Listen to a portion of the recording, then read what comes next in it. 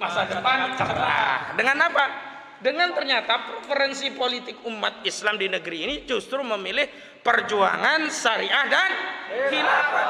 Karena itu hari ini ya umat Islam pengemban dakwah, para pejuang syariah dan khilafah, jangan malu-malu untuk berjuang. Ya, jangan ragu. Oh kayaknya nanti nggak mau deh kalau saya menawarkan syariah dan khilafah.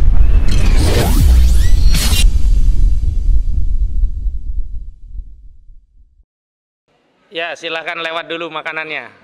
Ya. Kita diskusi gayeng ini. Ya. Alhamdulillahirabbil alamin. Wa bihi nasta'inu ala umurid dunya waddin wa ala alihi wa sahbihi ajmain. Qala rabbi shrah li sadri wa yassir li amri wahlul 'uqdatam min lisani yafqahu qawli, amma ba'd. Allahumma sholli ala Muhammad wa ala ali Muhammad. Allahumma sholli alaihi. Kaum muslimin sekalian yang dirahmati oleh Allah Subhanahu wa taala, baik yang ada di majelis hari ini maupun pemirsa yang ada di seluruh dunia, bukan hanya di seluruh wilayah Indonesia ya. Karena tayangan YouTube yang hari ini dirilai oleh sejumlah YouTuber pejuang. Ada AK Channel, ada Mimbartut, ada Anti Oligarki, ada YouTuber perjuangan, dan channel-channel yang lainnya memang bisa disimak dari berbagai belahan dunia sepanjang ada internet. Kecuali apa? Kecuali rakyat Indonesia yang posisinya terluar, terdepan, dan tertinggal. Kenapa? Karena semestinya mereka dapat ya, layanan internet, tapi karena BTS-nya ya, dikorupsi oleh Johnny G. Plate. Jadi mohon maaf ya kepada rakyat Indonesia yang ada di posisi tertinggal, terluar dan terdepan, tidak bisa menyaksikan tayangan pada malam hari ini karena memang tidak ada layanan internet. Karena BTS-nya dimakan sama Johnny G. Plate. Jadi kerugiannya itu 8,3 triliun. Uangnya sudah dibayar oleh negara melalui kuasa pengguna anggaran Menteri Kominfo, tapi BTS-nya tidak wujud. Nah, begitu ya. Pertama-tama kita ucapkan puji syukur kita kehadirat Allah Subhanahu wa taala karena pada kesempatan malam hari ini alhamdulillah kita diberi oleh Allah berbagai nikmat. Ada nikmat iman, Islam, termasuk kesehatan. Dan qadarullah saya ini agak masuk angin tadi. Suara juga agak serak-serak gitu ya. Tapi alhamdulillah bisa membersamai mudah-mudahan sampai akhir nanti. Karena kita sudah merencanakan diskusi pada kesempatan malam hari ini. Maka mudah-mudahan ya Allah mudahkan, Allah beri kesehatan kita semua bisa lancar. Amin ya robbal alamin. Salawat beriring salam semoga terlimpah kepada keharibaan junjungan kita Nabi Muhammad sallallahu alaihi wasallam, kepada keluarga beliau, kepada para sahabat, kepada para tabi'in, tabi'in, serta segenap umat Islam yang istiqomah memperjuangkan syariat Islam, memperjuangkan bisyarah dari Nabi yang mulia, di mana Nabi pernah ya menyampaikan satu sabda beliau yang menyatakan summa takunu khilafatan ala minhajin nubuwah, akan datang kelak kekhilafahan berdasarkan manhaj kenabian. Dan mudah-mudahan kita semua pejuang syariah Islam dan khilafah yang memperjuangkan mengembalikan institusi daulah khilafah yang telah dinubuahkan oleh baginda Nabi sallallahu alaihi wasallam diberi keistiqomahan. Amin ya robbal alamin. Takbir. Alhamdulillah, yang pertama saya mengucapkan rasa syukur dan terima kasih atas kehadiran narasumber kita pada malam hari ini.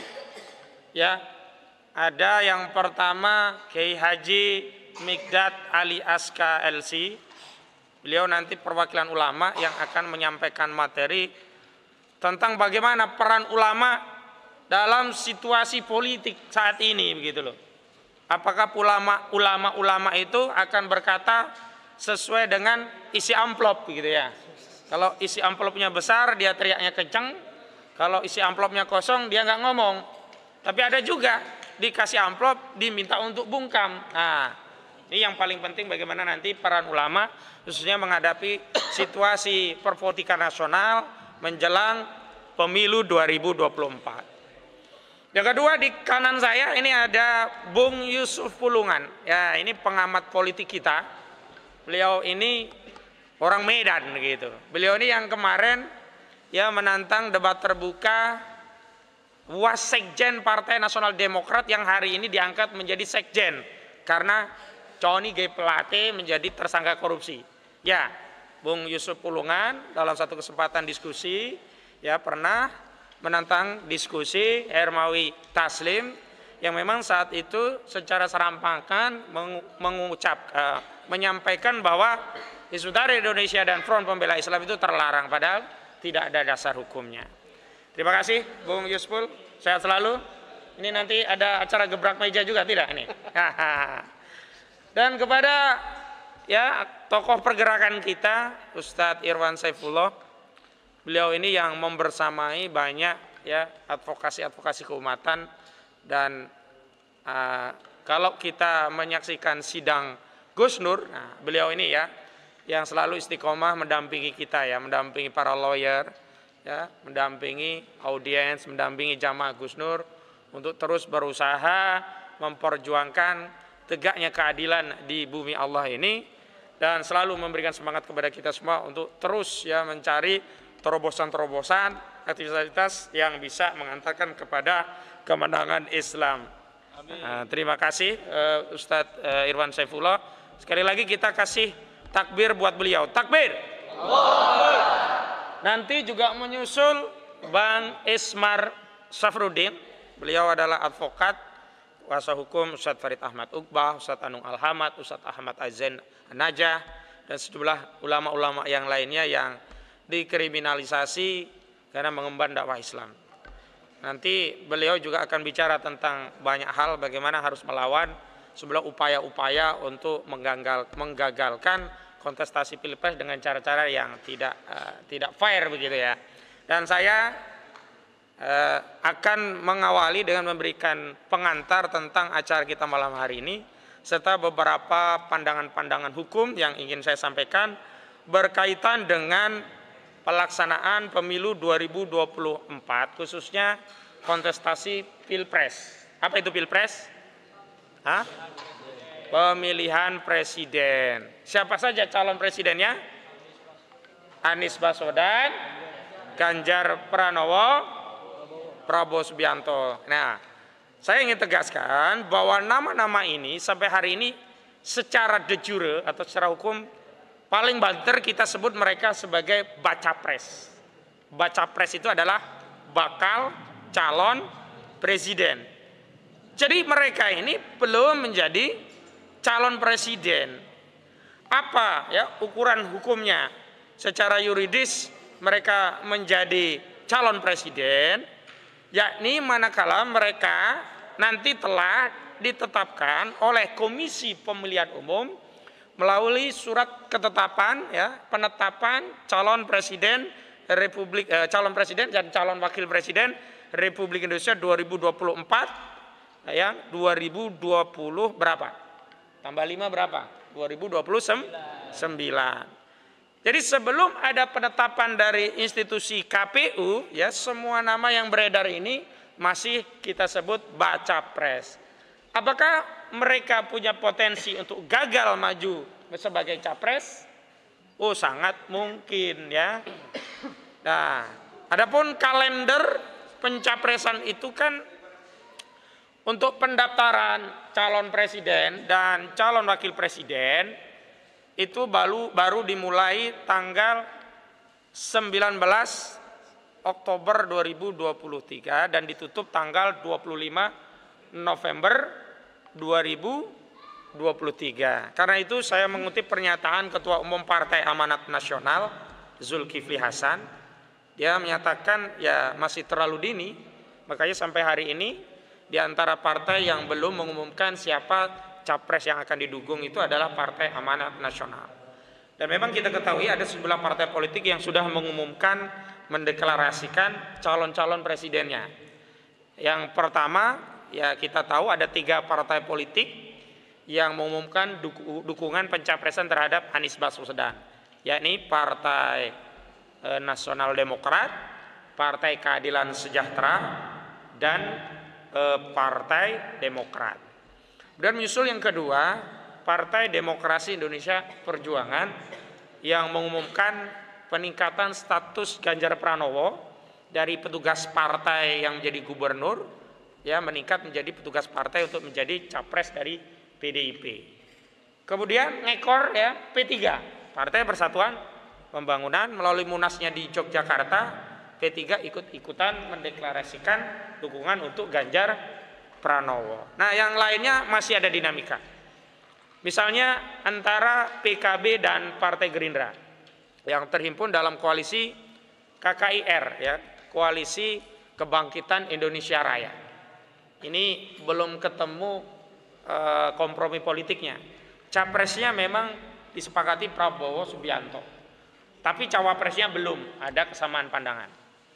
Kalau PKB pinginnya Caimin menjadi cawapres, tapi belakangan setelah koalisi Indonesia Bersatu, ya bisa kita katakan bubar ya, karena P3 merapat mendukung Ganjar Pranowo, tinggal Golkar dan PAN. Golkar kemudian merapat ke koalisi Kebangkitan Indonesia Raya dan juga pengen posisi cawapres. Jadi Erlangga Hartarto kalau berkoalisi dengan Gerindra ya minta posisinya bisa jadi cawapres begitu.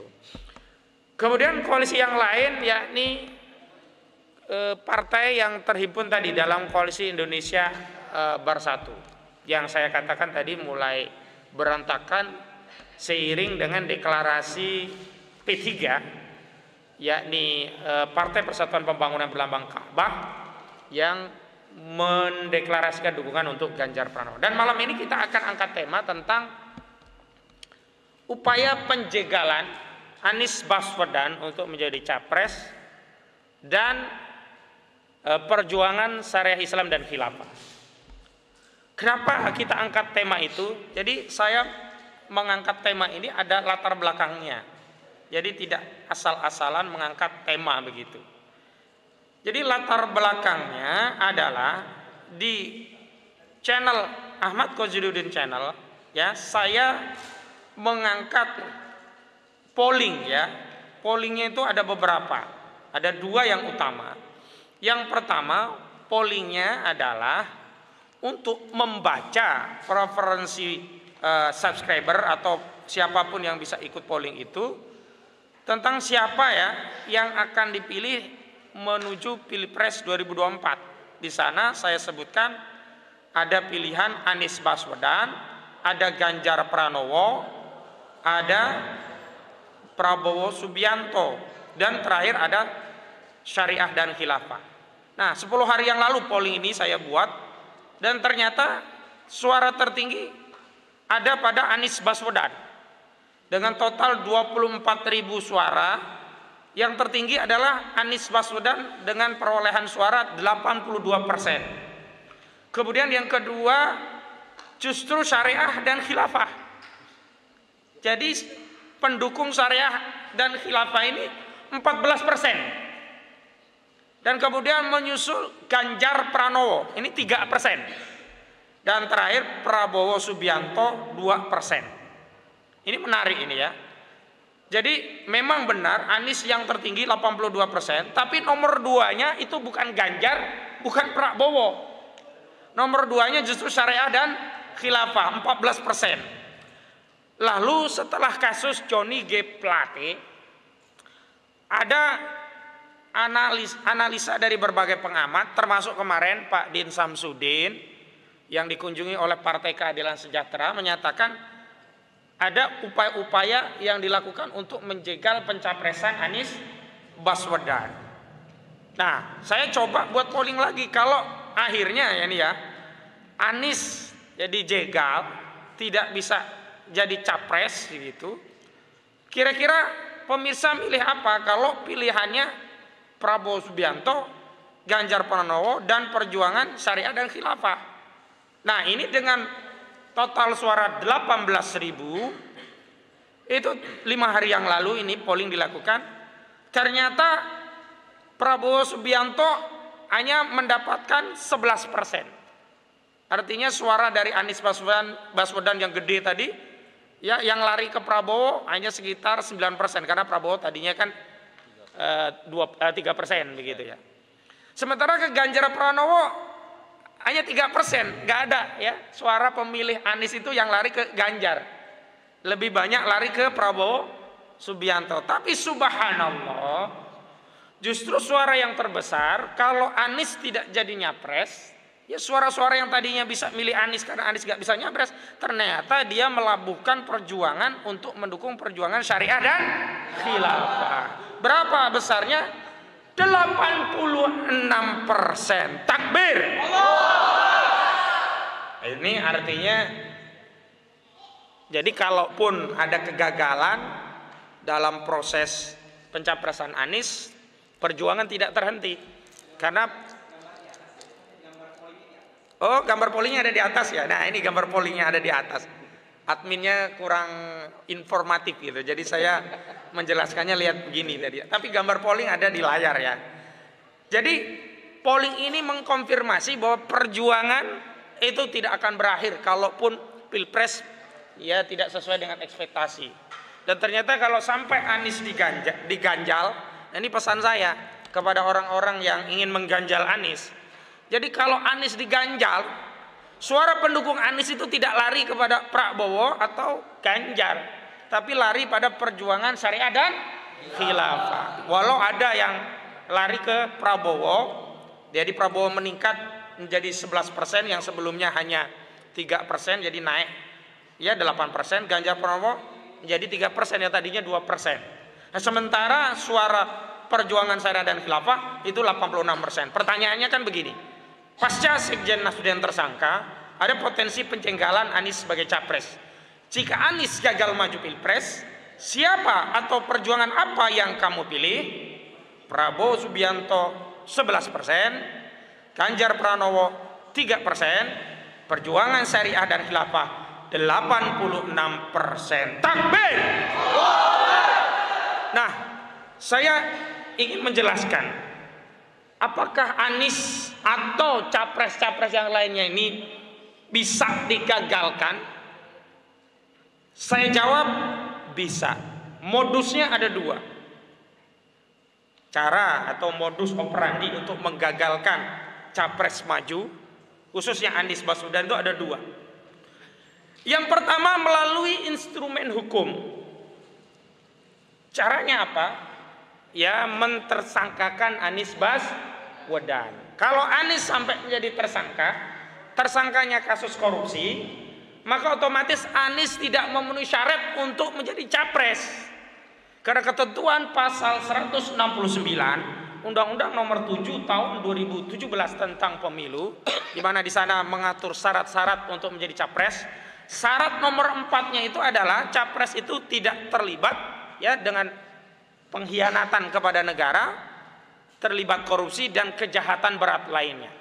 Artinya kalau statusnya itu menjadi tersangka korupsi, maka dia otomatis tidak lolos syarat untuk maju menjadi capres. Sehingga siapa yang ditetapkan sebagai tersangka kasus korupsi dicoret.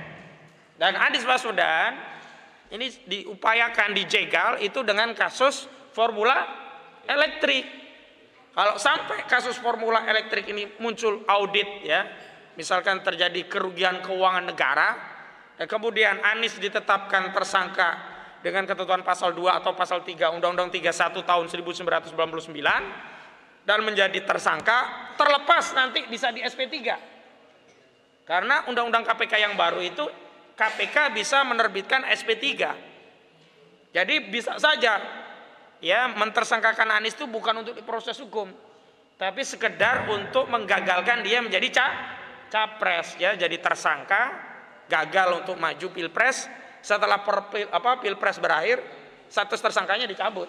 Karena memang tidak butuh status itu untuk meningkatkan kasus, tapi untuk menggagalkan pencapresan. Tapi bisa juga dipaksakan kasus itu lanjut. Karena kita tahu ya hukum di negara kita memang syarat dengan kepentingan politik. Jadi kalau Nasdem menyatakan ada politisasi hukum di negeri ini, saya katakan memang ada. Tetapi saya tegaskan pada kasus Johnny G. Plate itu bukan kriminalisasi. Memang ya namanya korupsi itu benar-benar penjahat, benar-benar kriminal. Jadi Nasdem tidak bisa membangun narasi bahwa kadernya dikriminalisasi. Paling banter Nasdem membangun narasi bahwa ada politisasi hukum pada penetapan status tersangka Johnny G. Plate. Ini ya yang pertama, modus operandinya menggunakan instrumen hukum dengan menetapkan tersangka Anies Baswedan, sehingga dengan penetapan tersangka tadi Anies gagal untuk maju menjadi capres ya. Kasus yang dibidik ke Anies ini kasusnya adalah kasus Formula E. Apa itu Formula E? Formula enak tenan. Formula elektrik. Takbir. Nah, yang kedua, modus operandinya adalah dengan menggunakan instrumen politik. Yakni apa? Yakni menarik dukungan dari partai politik yang mendukung Anies agar tidak memenuhi syarat presidensial threshold. Apa itu presidensial threshold? Yakni batas ambang suara partai politik atau gabungan partai politik sehingga mereka punya kewenangan untuk mencalonkan calon presiden dan atau calon wakil presiden. Di mana diatur? Ya, presidensial threshold ini diatur di dalam ketentuan pasal 222 Undang-Undang Nomor 7 Tahun 2017. Tentang apa itu? Tentang pemilu. Ini santri-santri ini hafalnya Al-Quran semua ini. Kalau ditanya pasal-pasal bingung juga. Tapi nggak apa-apa, ini kan mau menjadi ulama yang siasiun, ulama yang politisi, ulama pejuang, bukan hanya ulama sakofiyun, bukan ulama yang hanya hafal Al-Quran, tapi ulama pejuang yang akan memperjuangkan agar nilai-nilai Al-Quran itu bisa mengatur masyarakat. Takbir. Ini namanya calon ulama pejuang. Begitu ya.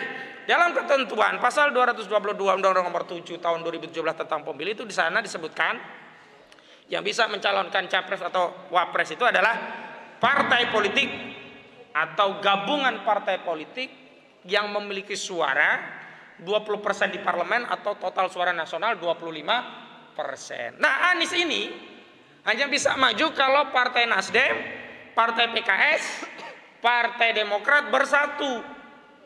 Kalau satu saja mundur, maka Anies gagal nyapres. Kenapa?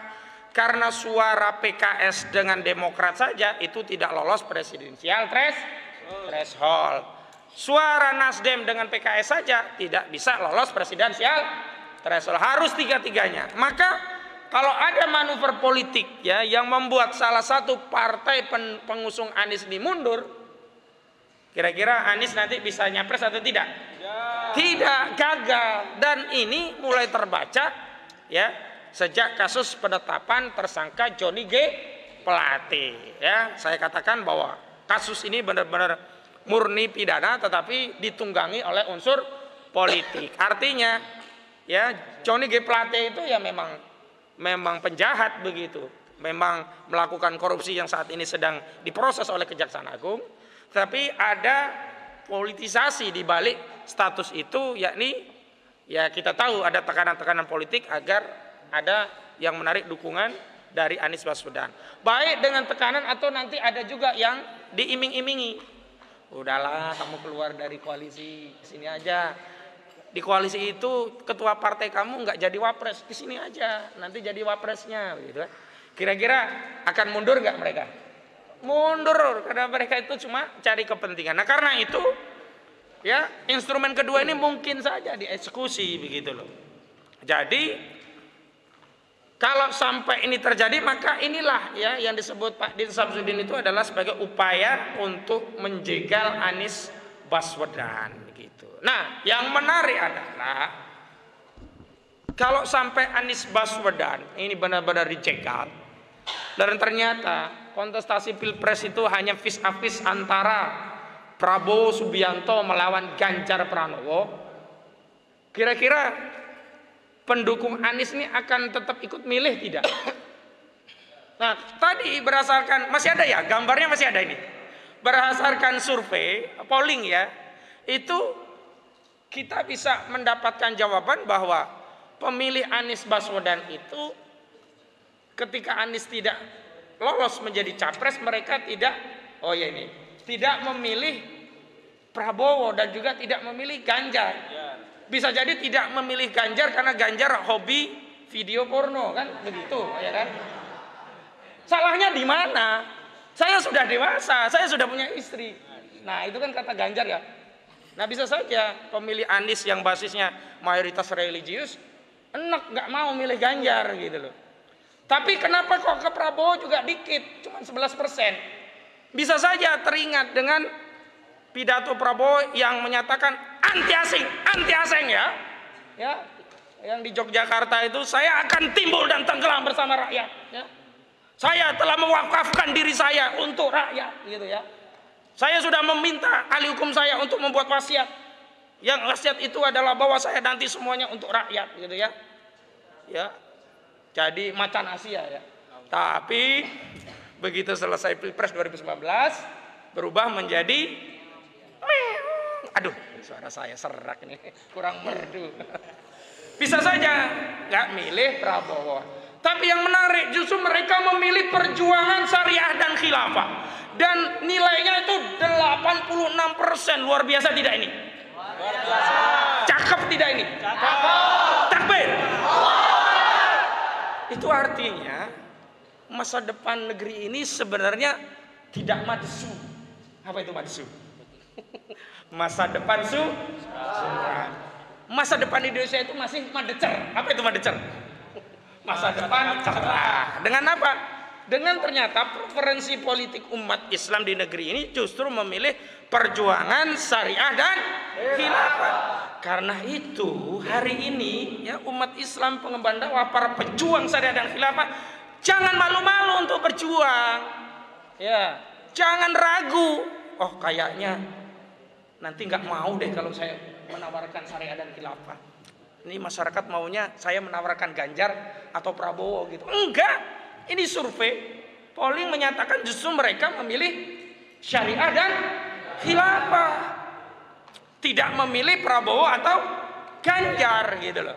Memang kalau Anies itu lolos, suaranya banyaknya ke Anies, harapannya ke Anies. Tapi kalau Anies sampai digagalkan, justru larinya kepada syariah dan khilafah. Jadi saya ingin memberikan masukan kepada para pejuang Islam pengemban dakwah.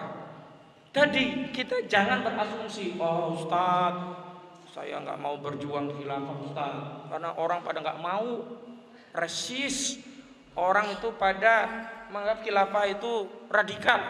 Itu kan asumsi. Itu kan hanya pikiran kita. Ternyata ya survei membuktikan ya. Sering. Dulu masih ada Kak.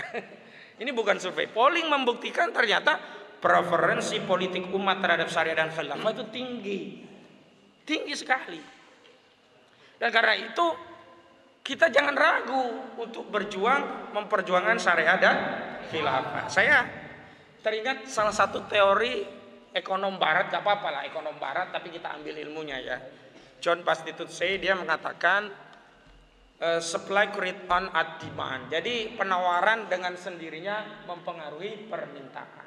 Jadi kalau orang jualan ya, jadi kalau kita di kampung gitu ya, nggak ada yang jualan tempe goreng, kita produksi tempe goreng. Kalau kita jual nanti ada marketnya sendiri. Tadinya nggak ada orang cari tempe, tapi begitu kita jualan tempe goreng, orang tahu oh ada tempe goreng, nanti akan dapat market sendiri. Akan ada pelanggan tempe goreng. Karena itu soal syariah dan khilafah ini pun begitu. Kalau kita terus mendakwakan khilafah, nanti akan ketemu marketnya sendiri. Gak mungkin kita jualan khilafah ke yang suka nonton video porno, yang gak dapat market di situ. Biar aja itu untuk Ganjar, nggak apa-apa. biar ngumpul gitu ya. Pasti ya market perjuangan syariat khilafah itu adalah orang-orang yang ikhlas, yang beriman, yang yakin terhadap janji Allah, yang yakin kemenangan itu karena Nasrullah, yang yakin bahwa kembalinya khilafah itu pasti, yang yakin bahwa mereka akan dimuliakan Allah dengan janji Nabi Sallallahu Alaihi Wasallam dengan tegaknya syariat dan khilafah. Takbir! Mau syariat dan khilafah tegak tidak? Mau berjuang untuk syariat dan khilafah tidak? Mau mendapat kemuliaan dengan Islam dan khilafah tidak? Mau menaklukkan kota Roma tidak? Nah, kalau mau menaklukkan kota Roma syaratnya harus punya khilafah. Masa menaklukkan kota Roma kendaraannya ormas, apalagi pondok pesantren? Ya harus negara. Ya ini khilafah tadi. Maka ada 2 nubuah Nabi yang tersisa dan kita berlomba-lomba untuk mendapatkan 2 kemuliaan ini. Nubuah pertama yakni kembalinya khilafah, nubuah kedua adalah ditaklukkannya kota Roma. Nubuah pertama dikatakan oleh Nabi sallallahu alaihi wasallam sumatakunu khilafatan ala min hajin nubuah. Nubuah yang kedua Nabi katakan ya kelak kota Roma akan ditaklukkan. Ya. Dulu pernah Nabi itu memberikan nubuah dengan sabda beliau latatahannal Konstantiniyah falanimal amiruha walanimal jais talikal jais. Sungguh kota Konstantinopel akan ditaklukkan dan sebaik-baik pemimpin adalah pemimpin penaklukan Konstantinopel. Sebaik-baik tentara adalah tentara yang ikut penaklukan Konstantinopel. Akhirnya takluk gak di Konstantinopel? Takluk. Dan yang ini ada bisaroh ini. Saya itu kalau ngobrol dengan sesama aktivis juga anak-anak itu, saya membangun narasi ternyata Muhammad Al-Fatih yang menaklukkan kota Konstantinopel itu baik hati. Kenapa? Baik hati. Setelah dia menaklukkan kota Romawi Timur, dia sisakan Romawi Barat. Coba kalau diambil semua oleh Muhammad Al-Fatih, kita kebagian nggak? Nggak kebagian. Makanya kita punya bagian 2 nubuah Nabi. Yang pertama nubuah penegakan khilafah, yang kedua nubuah penaklukan Konstantinopel. Takbir. Jam berapa ini? Baik itu dulu Ustaz dari saya. Sudah serak ini. Mudah-mudahan nanti yang lainnya bisa melengkapi apa yang saya sampaikan. Untuk yang kedua kita minta dari Ustadz Irwan Saifullah yang akan menyampaikan materi sehubungan dengan upaya untuk membangun sinergi dengan elemen pergerakan Islam untuk melawan kezaliman, menegakkan keadilan